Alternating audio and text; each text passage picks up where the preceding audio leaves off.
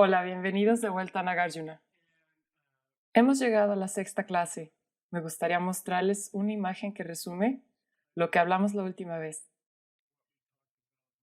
Y aquí puedes ver una señora limpiando el piso. Y esto viene de un evento real en mi casa, donde iba caminando en la cocina por la noche para tomar un vaso de agua y pisé un charco de agua. Así que enciendo la luz, tomo un trapo, limpio el charco de agua, tomo mi vaso de agua, regreso a la cama y esto sucedió noche tras noche. Y cada noche me ponía de rodillas pacientemente y limpiaba el charco de agua. Y finalmente, después de alrededor de 3 semanas, pensé, oye, tal vez esto viene de alguna parte. Y yo estaba como, da, y miré debajo del fregadero. Supongo que inconscientemente, la verdad no quería mirar debajo del fregadero, porque da mucho miedo ir ahí. Hay tantas cosas raras ahí abajo. Me agaché ahí abajo y no quería mirar el fregadero y descubrir que todo estaba empapado. Pero lo hice y así fue. La idea del budismo es muy hermosa. No atacas el resultado, atacas la causa. Así que no arregles las cosas arreglando el resultado. Arreglas las cosas arreglando la causa. Arreglar el resultado sería algo como limpiar el charco todas las noches, pero no arreglaste el origen, no solucionaste la causa. Y luego va a volver de nuevo. Así que la idea es atacar la causa, encuentra la fuente y ataca eso. Acabamos de hablar de los pasos que han traído los problemas de nuestra vida, comenzando con una tendencia que trajimos en esta vida con nosotros, con nuestra mente, de ver las cosas como viniendo de sí mismas. Y luego eso va a desencadenar este hábito de pensar que yo y mío vienen de ellos mismos. Y luego eso va a desencadenar este hábito de que me gusten las cosas que me parecen buenas y me disgusten las cosas que me parecen malas y luego reaccionar ante ellas, respondiéndoles, luchando por conseguir más de lo que me gusta y luchando contra la gente que no me gusta. Y luego hacer más karma para plantar más semillas en mi mente, para continuar en mi próxima vida, para que el círculo continúe de nuevo. Entonces no luchamos con, por ejemplo, dinero, no luchamos con el dinero, no luchamos con el dinero actual, invertimos por el dinero futuro. Y eso es todo lo que hacemos. No peleamos, no competimos por cantidades actuales de dinero existente. No hacemos eso en este sistema. Plantamos las semillas que harán crecer el dinero un par de semanas después o un par de meses después. Así que abordamos el problema en la fuente y no abordamos el problema en el resultado. Y esa es la idea, así que no olvides lo del fregadero. Solo para recordarte, en este capítulo hasta ahora se suponía que cubriríamos 5 cosas. El número 1 fue cómo logras comprender la vacuidad. Y terminamos esa sección. Había 5 secciones. La tercera sección, voy a saltar la segunda, fue ¿cómo enseñas a alguien sobre vacuidad? La cuarta sección fue ¿qué es la esencia de la vacuidad? La quinta sección es ¿cómo pones eso en práctica? Pero el segundo apartado es el que vamos a cubrir hoy. Se llama, significa, oye, Nagarjuna, me gustan tus ideas, parecen bastante interesantes, son bastante persuasivas, pero ¿no estás contradiciendo lo que dijo el señor Buda? Porque el señor Buda dijo que las cosas tienen una naturaleza propia. Dijo que tienen una naturaleza propia y lo hizo. Entonces Nagarjuna está atrapado en esta posición en la que estaba atrapado en ¿qué libro? Los 60 versos que Nick Losho está traduciendo. ¿Cómo? Tienes que abordar los inicios de la carrera del Buda cuando dijo, sí, las cosas tienen una naturaleza propia y ahora tenemos que hablar de eso. Entonces, aquí está la respuesta de Nagarjuna.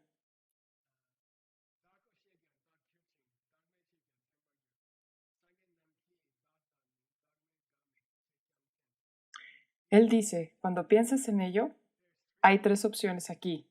¿Cuáles son las 3? Sí, el Buda dijo, hay una naturaleza propia de las cosas. Históricamente sí dijo, las cosas tienen una naturaleza propia. Él dijo eso. Pero el verbo aquí no dice, el verbo aquí es, que significa fantasear. Así que sí, Buda fantaseó un poco sobre una naturaleza propia. Hubo un periodo en su vida cuando Buda estaba fantaseando sobre una naturaleza propia. Veremos qué significa esto más adelante. Pero luego hubo otra parte de su vida Pero había otra parte de su vida donde dijo, ya sabes, las cosas también no tienen una naturaleza propia. Así que calificó, las cosas tampoco tienen una naturaleza propia. Luego al final dijo, más tarde dijo, no es cierto que las cosas tienen una naturaleza propia. Y no es verdad que no tengan una naturaleza propia. Así que tenemos 3 opciones aquí. En la primera parte de su carrera como maestro, Buda dijo, Buda fantaseaba con una naturaleza propia que estaba ahí. Más tarde dijo, puedes elegir, tómalo o déjalo, naturaleza propia o no naturaleza propia. Enseñó 2 opciones. Luego en la tercera, también enseñó, la tercera opción era, no es verdad que hay un yo. Y no es cierto que no hay un yo. Déjame decirlo otra vez. Primero dijo que hay un yo, y fue así. Hay un yo. Luego dijo, sabes, hay una manera en la que puedes pensar si hay un yo o no hay un yo. Y luego dijo, no, no hay un yo y no hay un no yo.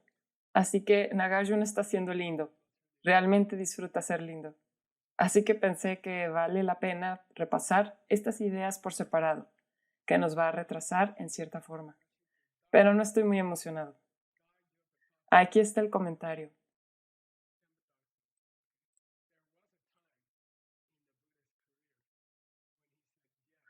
Hubo un tiempo en la carrera de Buda cuando dijo, sí, existe una naturaleza propia de las cosas.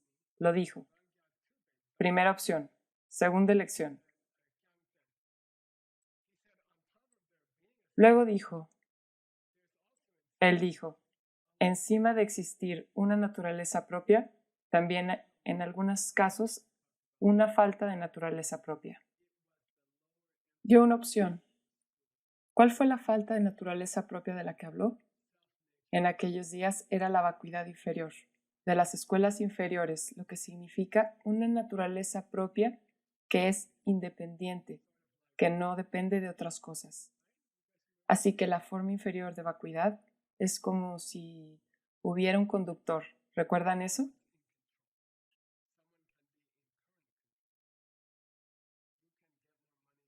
Alguien tiene el control. Alguien puede estar en control actual. Puedes obtener más dinero haciendo estas cosas inmediatamente y no por ser generoso. Así que dijo que no hay tal cosa como ese tipo de dinero. Y finalmente, no hay ni una naturaleza propia ni ninguna naturaleza propia donde ambas vengan de su propio lado. No hay una naturaleza y no hay una falta de naturaleza propia, pero solo habló de una que venga de su propio lado. Así que son 3. ¿Cuál es el objetivo de esta sección? Estamos tratando de explicar por qué Buda parecía haber dicho que había una naturaleza propia en las cosas y terminamos diciendo que solo estaba diciendo diferentes cosas a diferentes personas. ¿A quién le dijo esas cosas? En primer lugar, sí dijo que había una naturaleza propia, a las personas de menor intelecto espiritual, porque quería asegurarse que no descontaran el karma y sus consecuencias. Así que quería decir, tú tienes una naturaleza propia y las cosas van a volver a ti si haces cosas malas. Así que tenía miedo de que si decía que no hay un yo, la gente seguiría adelante y sería traviesa. Así que dijo, no, ese yo existe. El que recupera todos los problemas que le dio a los demás, ese existe, porque quería que fueran buenas personas. Segundo, le dijo a otras personas, bueno, ya sabes, de algunas formas hay un yo, y de otras maneras no hay un yo. Y eso es para ayudar a la gente a superar la actitud sobre la botella de agua que está equivocada, que yo y lo mío vienen del exterior. Entonces, ¿a quién le dio la última explicación? Ni el yo ni el no yo provienen de sí mismos. ¿A quién le dio eso? Reservó eso para los estudiantes que eran extraordinariamente sensibles y fueron capaces de obtener la verdad más profunda. Entonces, sí, cambió su mensaje acerca del yo, sí. Se contradijo a sí mismo acerca del yo, no. Porque fue muy intencional. Reveló diferentes capas de la ausencia de naturaleza del yo según la capacidad de los estudiantes. Eso cubre esa sección. 3 tipos de yo. ¿Lo tienes aquí? No sé qué fue eso. No, no tenemos que detener esa imagen. Y lo siento por ir a todo este detalle, pero es simplemente hermoso para mí. Él dice, también hay una manera en la que puedes explicar esto de una manera diferente. Algunas personas explican estos 3 de manera diferente. Él dice, ¿por qué? Él estaba tratando de llevarse bien con el Samkhya. Estaba tratando de llevarse bien con los seguidores de la religión en la que nació. Y él dijo, por supuesto, hay una naturaleza propia. Es inherente a todas las cosas. Hay un gran yo que crea todas las cosas. Está tratando de no enloquecer como Jesús entre las personas judías o algo así. Estaba tratando de ser cooperativo con quien creció.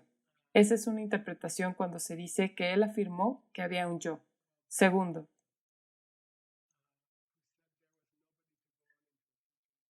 y luego había una escuela llamados los Shavakas, quien dijo que no había nadie para pasar a una vida futura. Y él dijo, no, ese yo existe. Tomarás un futuro. Hay alguien que toma una vida futura, créeme. Pero solo estaba hablando de en ese contexto. Y finalmente, en su última presentación, él dijo, sí, ahí está ese yo. Sí, ahí está ese mío. Pero no vienen de su propio lado. Eso es todo. Siguiente sección. Me gusta esta sección. Esto es bastante famoso.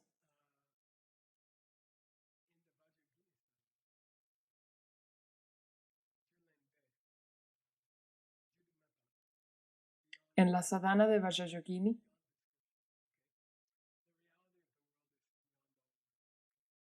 más allá de las palabras, más allá de la descripción, la realidad del mundo está más allá de todas las palabras. Y ahora ese tema va a surgir. ¿Por qué se dice que la vacuidad es indescriptible? Si es indescriptible, ¿por qué tendríamos que estudiar este largo libro describiéndola? Si la vacuidad es realmente indescriptible, ¿por qué tenemos que hacer todo este trabajo duro para describirla?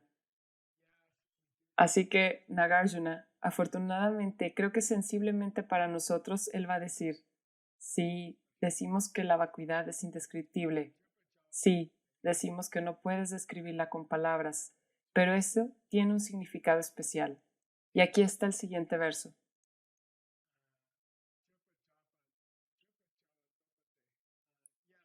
Luego dice aquí,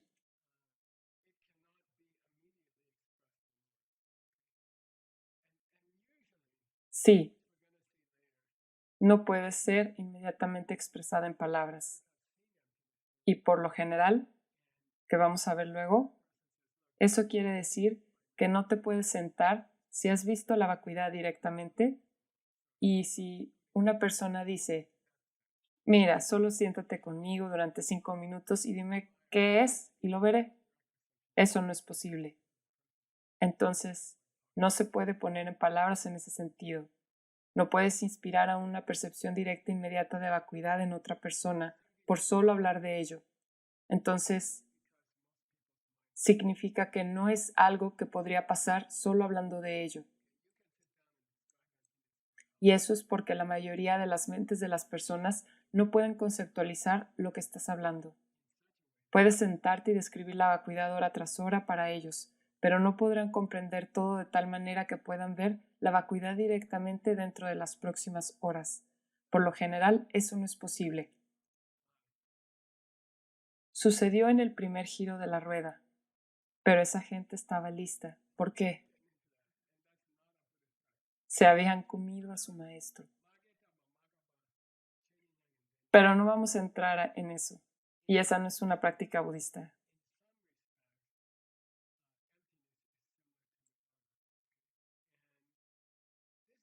En algunos aspectos, la vacuidad es similar al nirvana, y esta es la más alta interpretación del nirvana. Hablamos de eso cuando hablamos sobre dos tipos de nirvana. Uno se llama nirvana con algo sobrante y el otro se llama nirvana sin nada sobrante.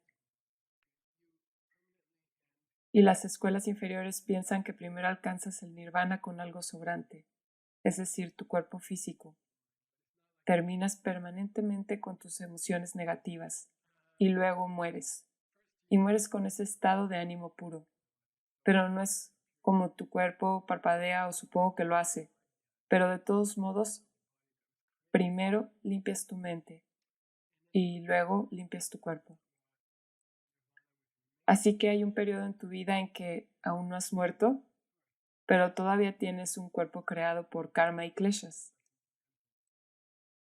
Y luego la escuela superior dice, no, eso no es lo que significa nirvana con un restante. Nirvana sin restante sucede primero, y ese es el primero. Esas son las percepciones directas de la vacuidad, donde ya no estás cargado con la idea de que las cosas vienen de su propio lado.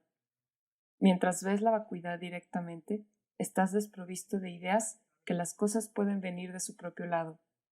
Durante esos menos de 20 minutos no puedes tener un pensamiento de que las cosas vienen de su propio lado. Entonces sales de la percepción directa de la vacuidad y por 7 vidas más, en algún nivel, todavía sientes que las cosas vienen de su propio lado, pero no lo crees. Entonces, a lo que se refiere aquí es que en este tipo de nirvana, donde por los 20 minutos de la percepción directa de la vacuidad ya no tienes comienzo y fin en ese sentido. Estás libre del comienzo normal viniendo de su propio lado, deteniéndose de su propio lado en ese sentido.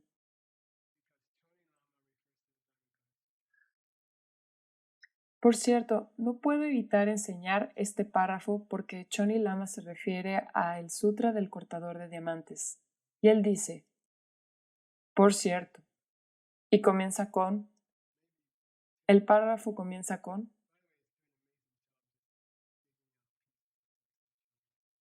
tal vez Tim te lo muestre.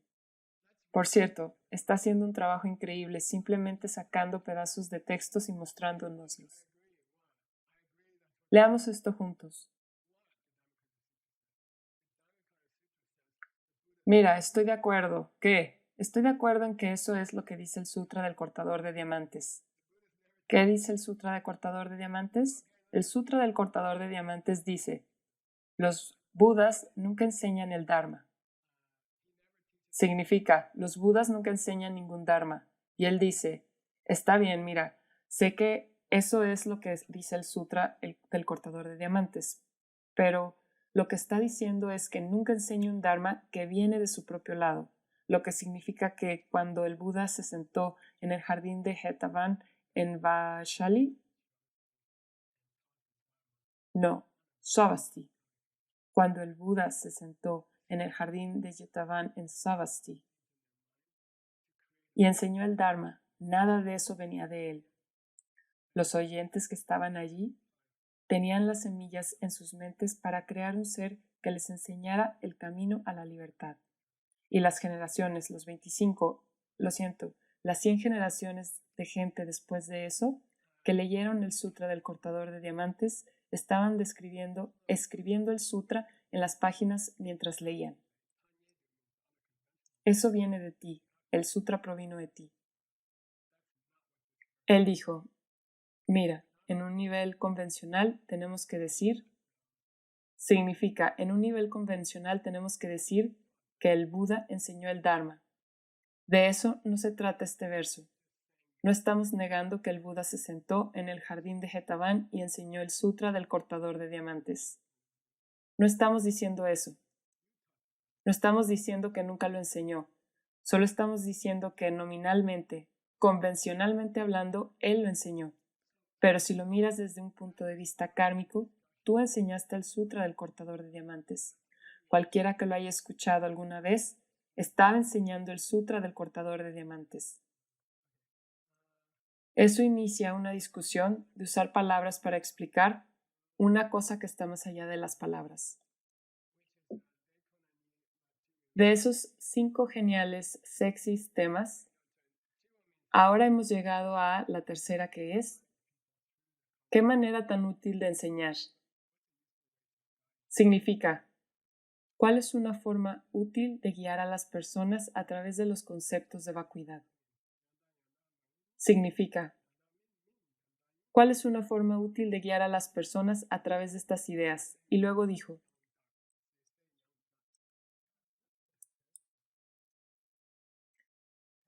y empieza a jugar con la palabra.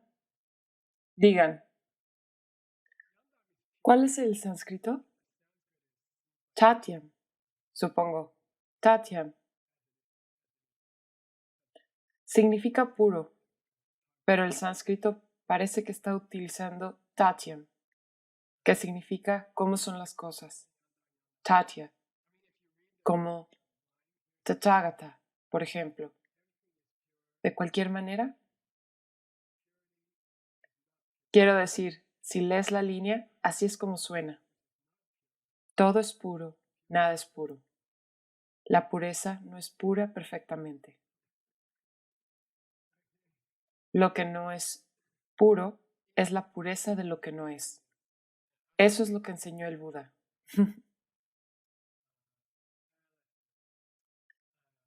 Y la pregunta es, yo no sé si podemos ir a demasiado a esto, llevará mucho tiempo.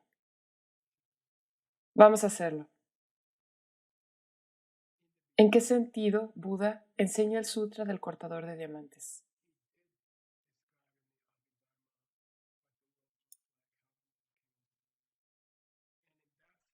Al principio, cuando el Buda comenzó a enseñar en este mundo, describió en el Abhidharma cómo se ve el mundo, cómo nació el mundo, y en ese sentido, él dijo que el mundo es puro. Pero la palabra puro aquí, en este verso, significa real. Así que puro aquí significa real. Entonces, ¿Buda alguna vez dijo que el mundo era real? Sí. ¿Cuándo? Como Abhidharma, en el tercer capítulo, describe todos los continentes, describe el Sol y la Luna, describe la galaxia, describe los diferentes sistemas solares, todo es real. En ninguna parte dijo que todos estos planetas no son reales. En su primera enseñanza, luego, en su enseñanza posterior dijo, pero en cierto modo las cosas están en constante flujo. Las cosas nunca duran más de 1 milisegundo y en ese sentido son impuros. No tienen pureza de ser reales por más que 1 milisegundo. Así que llamámoslos irreales en el sentido de que son fugaces y van cambiando instante a instante. Entonces, ¿alguna vez dijo que era puro? Sí.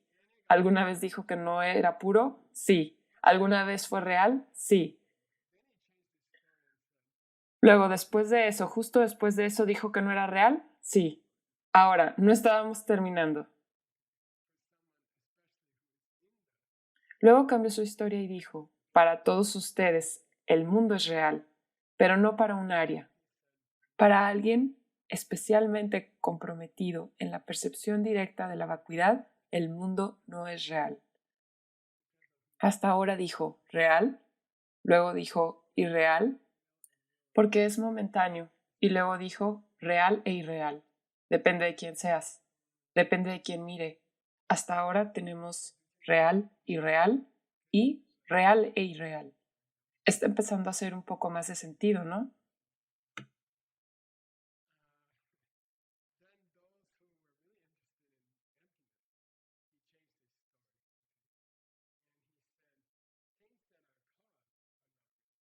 Entonces los que están realmente interesados en la vacuidad cambió su historia y dijo, las cosas que son causadas no son reales. ¿Por qué? Porque para cuando sean reales cambian a otra cosa. Las cosas que son causadas no son reales porque al momento en que son reales ya no son reales. Desde otro punto de vista son reales. En el instante en que ellas son ellas mismas, son reales, pero considerándolo a través de instantes, son irreales. En el instante son reales. Considerado sobre una serie de instantes, no son reales. Cambió su historia. Entonces, Choni Lama hace un famoso comentario de diferentes presentaciones sobre lo que significa la realidad a diferentes niveles de personas. Es una tradición budista porque las personas están en diferentes niveles. Si abrumas a un estudiante principiante con una presentación demasiado compleja de vacuidad, tú le has enseñado mal. Eres un mal maestro. Y Buda no es un mal maestro. Así que Buda modificaría la presentación a la medida del alumno, incluso hasta el punto de decir que las cosas no están vacías, cuando lo están, si ayudara al estudiante. ¿Cómo vamos de tiempo? Voy a seguir adelante, Tim, en lo que habíamos llamado clase 4. Vamos a empezar a estudiar. Me gustaría volver al sánscrito y hablar de algunas palabras que son útiles para estudiar la siguiente sección. Y el primero del que me gustaría hablar es Lakshana. Y sé que Cristina conoce Lakshana. Lakshana significa, es una palabra difícil, y aquí va a significar característica típica. Entonces, Lakshana significa señal, pero en lógica tiene nombres totalmente diferentes. Significa una especie de, ¿qué son los brillantes? Como si le estuvieras vendiendo a alguien un auto nuevo. ¿Cuáles son los 5 Lakshanas? Oh, tiene un motor de 700 caballos de fuerza. Tiene 6 altavoces audaces. Estos son los Lakshanas, cualidades del nuevo coche que destacan. Bien, ¿cómo se dice? Rasgo, perdónenme. Características brillantes del coche nuevo. Eso es porque el lax, que significa marcar una cosa como especial, marcar una cosa como especial, proviene de la raíz indoeuropea luk. Luk, que significa luz o brillo. Conocí a un mesero hace 2 días. Le dije, ¿cuál es tu nombre? Y él dijo, Lucas. Y yo le dije, Dios, justo estaba estudiando esta raíz verbal. ¿Sabes lo que significa tu nombre? Y él dijo, no tengo idea. Y le dije, creo que significa persona brillante. Eres una persona brillante. Él dice, me lo llevo. Entonces, Luk es la raíz indoeuropea. Luz viene de eso. Por eso es que hay un GH en la palabra luz en inglés. El brillo viene de eso, por eso tiene GH. Las R's y L son intercambiables, ¿ok? Trabajé construí una oficina en Bangkok. Teníamos 3 proveedores de gemas. Gemas claras, gemas reales y gemas raras. Gemas claras, reales, gemas raras y gemas claras. Pero cuando me llamó la recepcionista y me dijo que el vendedor estaba aquí, dijo, gemas leal está aquí. Y dije, ¿qué gemas reales está aquí? ¿Reales? Le dije leal. Entonces R y L son básicamente intercambiables en lenguas asiáticas y es bueno. Entonces, look es la raíz y en realidad viene de rook, que significa brillar, y roach viene de eso. Así que, de todos modos, la luz y el brillo y lúcido son todos cognados. Elegí los 2 signos o rasgos brillantes Lakshana, del Buda que yo consideraría los más importantes de los 5 que él va a presentar ahora. Y te daré el sánscrito para esos. El primero es Shanta, que significa paz, y viene de una raíz Sham. Y conoces la palabra Shanti y conoces la palabra Shamata. Shamata es Shini, que significa estar en paz. Probablemente Shta, Shamasta. Si estás interesado, la mayoría de las antiguas raíces de SH solía ser KSH. La mayoría de las antiguas raíces de Sh solían ser KSH. Y esos llegan a lenguas occidentales como QU. Entonces, KSH suele ser la raíz real cuando comienza con SH y más a menudo el KSH. Viene a los idiomas occidentales como QU, que significa callado o también tranquilo. Y Kshanti es paciencia.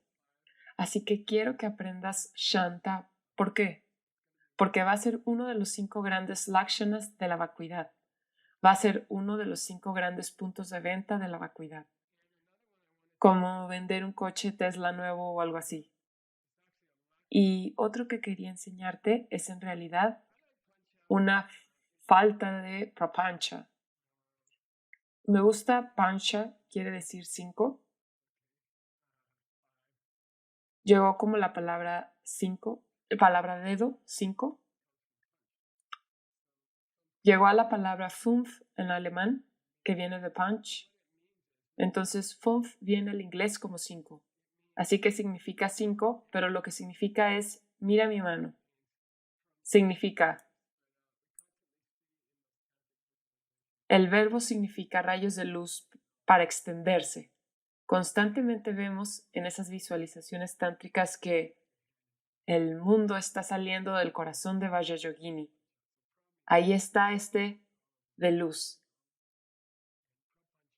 Significa que tomas tu mano y vas así. Y eso es pancha, eso es papancha. Entonces pra significa adelante, como proa de un barco u orgulloso. Y prapancha significa que el mundo es una construcción que viene de ti. Es un dedo que viene de ti, pero uno diferente, 5 dedos. De todos modos, no voy a hablar de eso. Tengo algo de autocontrol. Así que vamos a ir a través de las 5. Estas son las 5 brillantes características de la vacuidad. Creo que eso es suficiente para la clase de hoy. Repasaremos las 5 características. Están en el siguiente verso.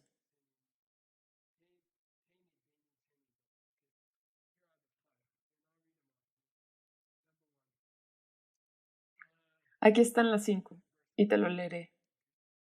Número 1. Y puedes dejar ese verso, Tim.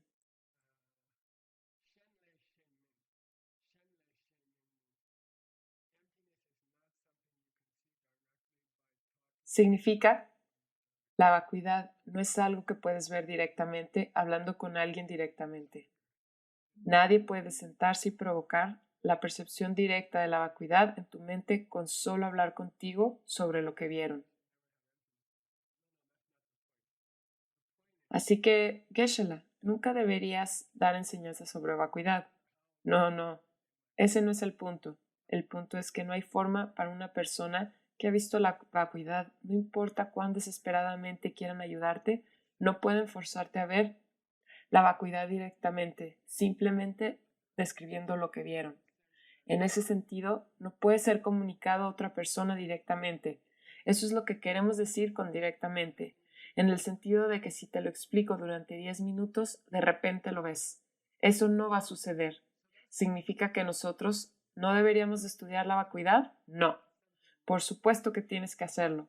Así que esa es la primera cualidad de la vacuidad. No es algo que puedas directa o inmediatamente aprender de otra persona. Significa que es una especie de paz.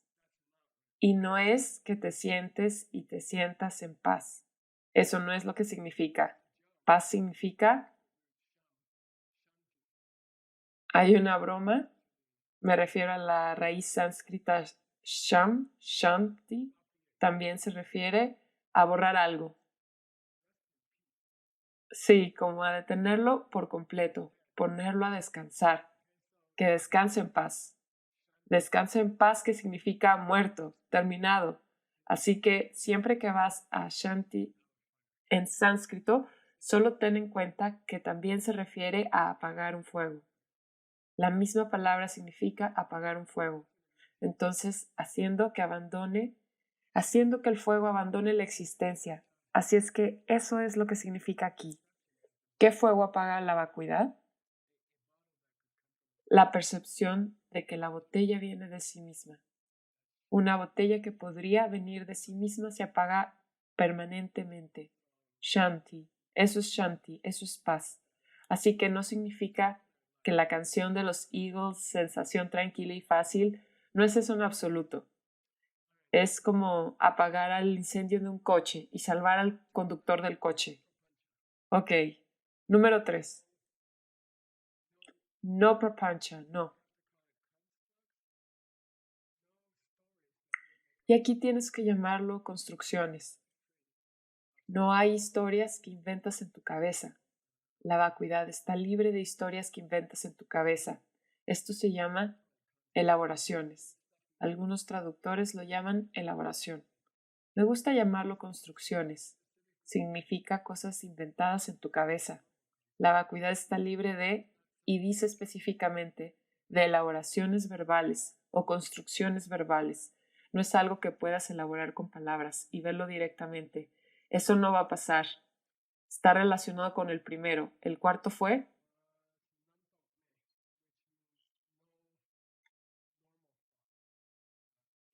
lo que significa que no hay pensamiento normal.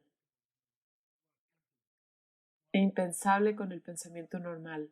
¿Qué? ¿Vacuidad? ¿Por qué? Cuando tu mente está pensando en pensamientos normales, no puedes ver la vacuidad directamente. Así que si hay un flujo de pensamientos normales en tu mente, detendrá la percepción directa de la vacuidad. Y esto se refiere a una contradicción. Contradicción inherente. Te doy día tras día una descripción de cómo la botella no viene de su propio lado. Mientras te doy esa descripción, te aferras desesperadamente a la idea de que viene de la botella, hasta cuando sostengo la botella, hasta decirte por qué es que no viene de la botella, estás viendo como si viniera de la botella hasta que la dejo.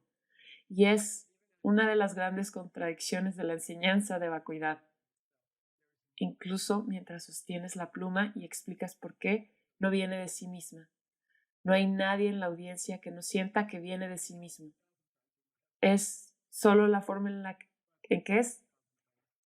Si le dices 10,000 veces podrías tener alguna esperanza, pero las primeras 10,000 veces cuando ven la pluma automáticamente piensan que viene de sí misma, incluso mientras explicas cómo no viene de sí misma. Y eso es de lo que está hablando aquí.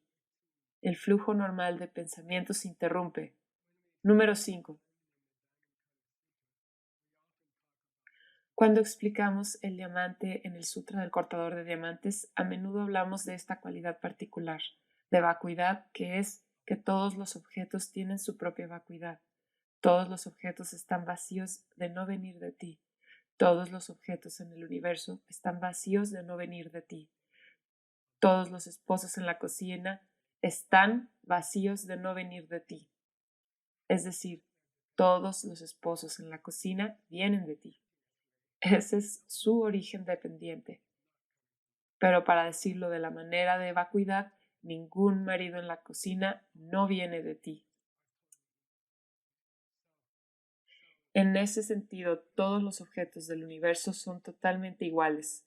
Entonces, Buda dice constantemente, ecuanimidad, pero hay algo más elevado, tratar a todas las personas por igual, ver a toda la gente igual, pero hay una forma superior de ecuanimidad, de la que no hablamos muy a menudo, que es que debes de ver a todos los objetos como iguales en que vienen igualmente de ti. Todos comparten una cierta cualidad que vienen de ti.